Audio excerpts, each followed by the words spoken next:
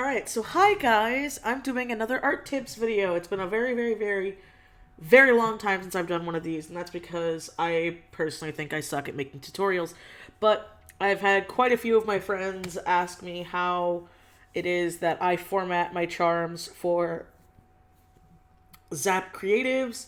This isn't sponsored by ZAP. I use them to get my charms made when I'm not using group orders. I don't know really the manufacturer of the group orders when I do them with my friends. It's a big group order when I do those.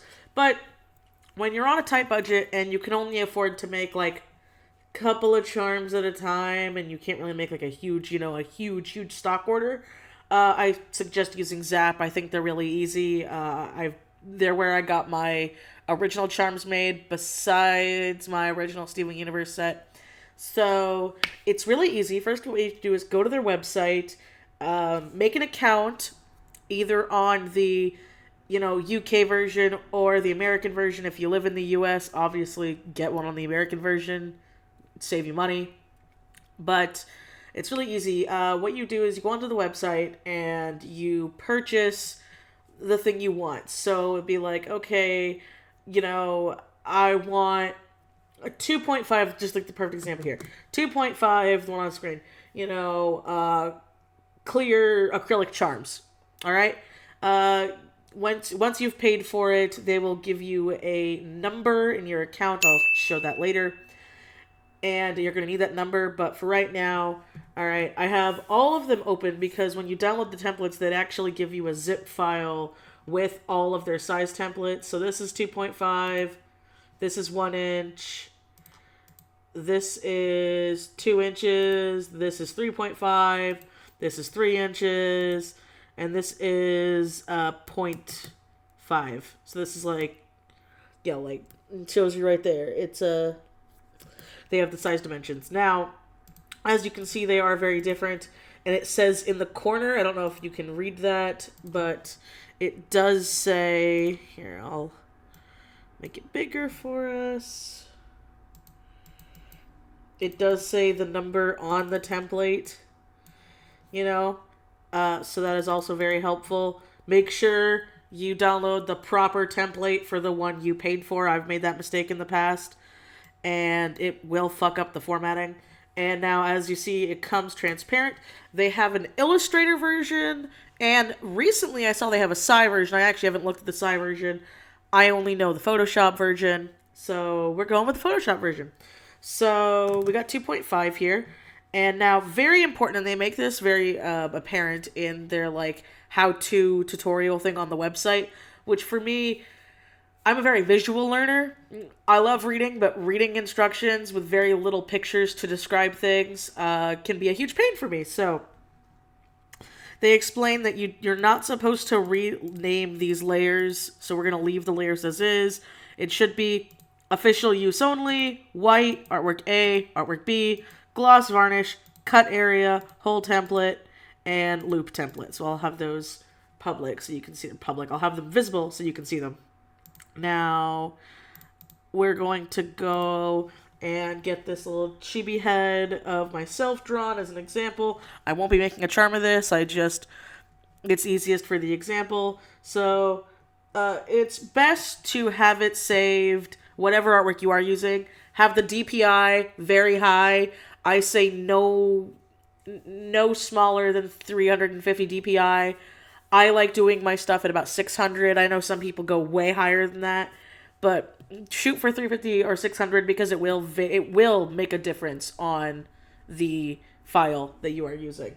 So, I got my little chibi head here, and then we're going to go back to the, did I say 2 inch or 2.5? Well, whatever, we're on the, we're on 2.5. So, copied it, go to artwork A.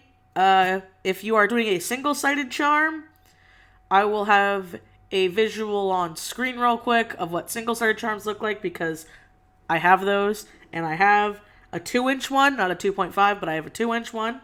So I will show that on screen. All right. Now, with this artwork A side, we're going to copy and paste my little chibi head. As you can see, it is very big. So we're going to Control T. I don't know what Control T is for Mac. I just use a Windows, so sorry if your Control T is Command T or something else.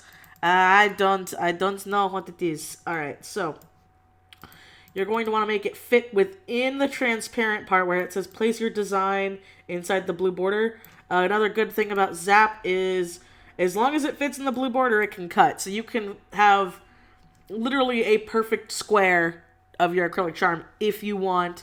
Would not recommend that, but if you want, or you can, I've done this where you make it slightly to the side so that way it'll be bigger. But for right now, since it's not so disorienting, we're just going to have it be a straight-on view. So, obviously you don't have to fill in the box, but you should. So we're going to stick that in there. And this is now going to be the printed side of your charm. This will be what the charm looks like. Now, to copy and paste it for it to be a double-sided charm, obviously you're going to want to flip your canvas, make sure the proportions are right. I've already done it, and I hate flipping my canvas in Photoshop. So just pretty much try to make your proportions look right.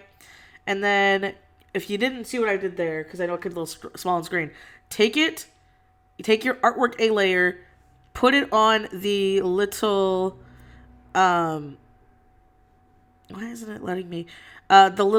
It looks like a little paper being curled, and let go, and it will make a copy of your artwork.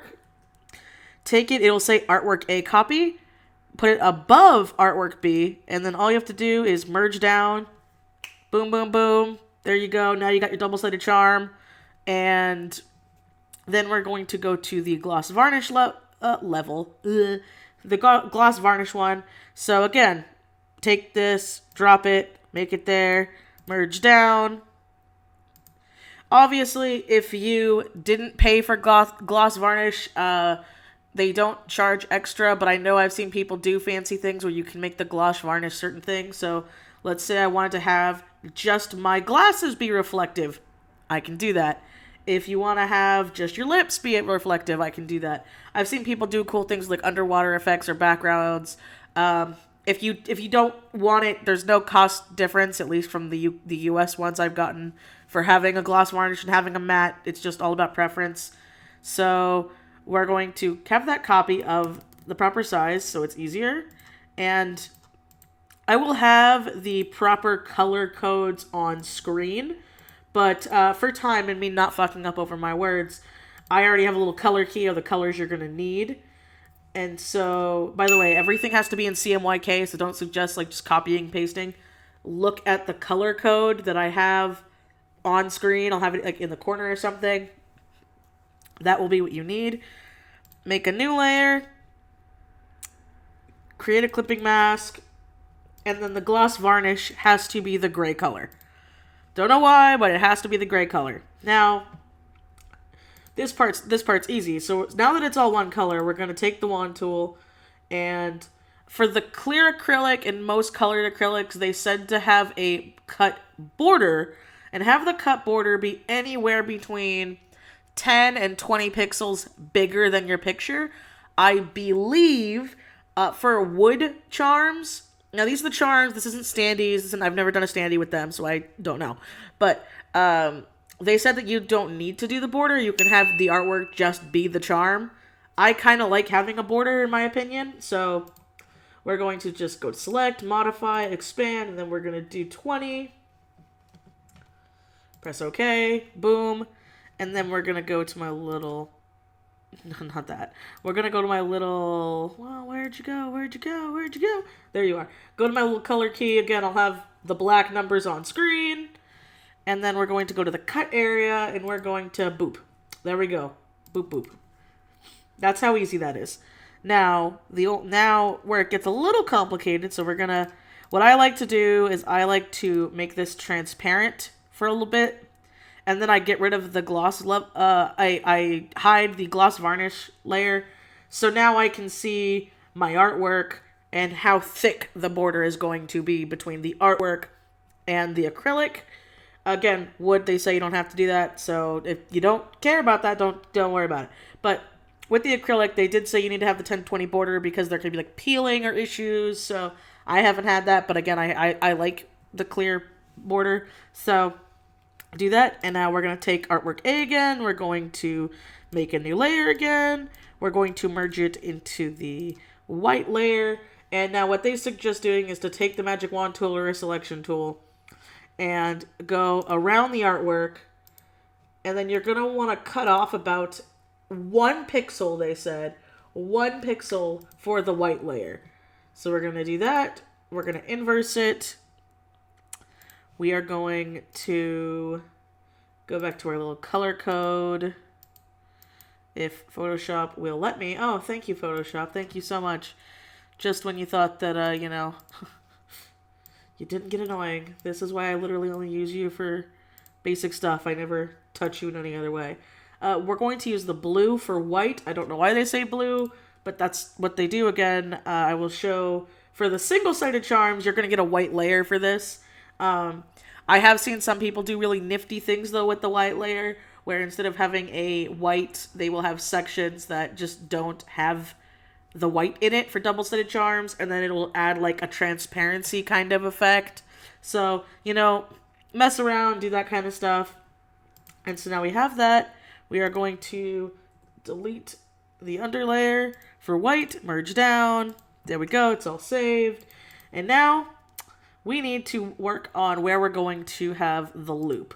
The loop is where the charm is going to be attached, you know. If you're doing pins, you don't have to worry about the loop, you know, just leave it as is. So, the loop and the hole template are very different. The hole is a cutout, and so with the hole template, this would be as if you want to have an extra hole somewhere in the artwork, or you don't want a loop. So let's say, see, this looks pretty fine. I just want a hole right here, right? I don't want the loop. Then you have the whole template here, and then what I do is I keep the loop template on the other side. A lot of people like the loop, and so, you know, it's, you don't want the whole template, move it over off of the picture so it doesn't get cut. Like so. Like so. Then go to the loop, and we would have the loop wherever you want. Now, again, what I like to do is I like to make it a little bit transparent, not too much, but just enough to where I can, like, see where it is. Don't worry about your loop getting cut off. It will not get cut off. They will pop the hole out wherever you put it. So if I wanted the loop on the bottom, it'll be there. If I wanted the loop here, it'll be there. If I wanted the loop in here, it'll be there. But they won't really make a loop thing. They'll just pop out a socket where that is. So keep that in mind. And another cool thing that you can do is with the cut area, you can make nifty shapes if you really want to. I've seen people go really elastic, really extreme with them. I did some with my Doki Doki charms, which I will show on screen real quick. And, you know, all you got to do is use that same black as before. And then let's say you wanted to do this kind of crazy thing for some reason. This is what you wanted, right? Then, oh, no, not crop. I don't want crop. So then you would just take that, fill it in with the black, and then when I would get this charm printed, it would end up looking like that, where this would be where the clear acrylic would be, and it would be cut out in such a way. However, now, see that tiny little square right here, that little triangle? That probably would not pop out. They do say that, you know, you got to be careful with little doodads like that. Again, I had that issue with my Doki Doki charms. I had an idea for a cute little border, and they were too close together, so I had to fiddle with it quite a few times to get the cut to look the way I wanted. Now, it's all good. We got our stuff. We saved, right? Okay. Now we need to save the file to properly submit it to ZAP. So, they're going to have an email that once you get your order, I believe it was info@zapcreatives.com. I could be wrong. Check your email receipts, check your account online. They'll give you the email to submit the artwork to. So we're going to go to File. We're going to go Save As. They're going to say that you're going to want to save it as, I'll just throw it on my desktop, so, you know, it'll be easier for you guys to see. Hope you enjoy my my files. So, it is best to save it as a PSD. Do not merge the layers. Leave it as a PSD or a SAI or an Illustrator file. And so we're going to title it the they want you to have it be the name that is on the account that you paid for. So let's say I used my username instead of my real name. So it would be TwistedDisaster _ they will give you some numbers or letters. Again, this is where you check your account. You put the letters here, and then you do another underscore, and you would say clear charm 1 or 2 or 3 or whatever order you have, so they know which one is which. You know, or if it's not clear acrylic, let's say you want colored acrylic because they have colored acrylic charms, you would say red acrylic or red charm, wood charm. You would do that kind of thing, and then you would put 1, 2, or 3 or whatever. And then when you make the email, you attach the PSD file. Do not change the resolution. Do not just save it as a PSD.